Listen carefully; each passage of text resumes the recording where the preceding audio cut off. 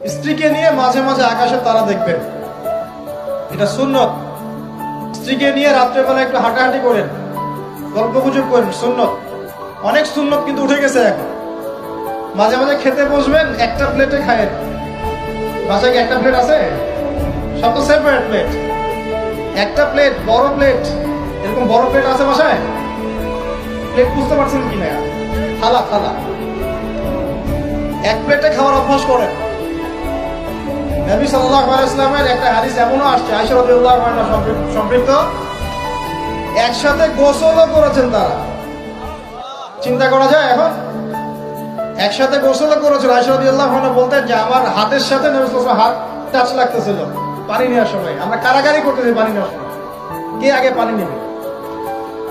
আজকে সকালে গোলাপ ফুল দেখছিলাম। কি ফুল ভাই? ফুল টুল দেখেন।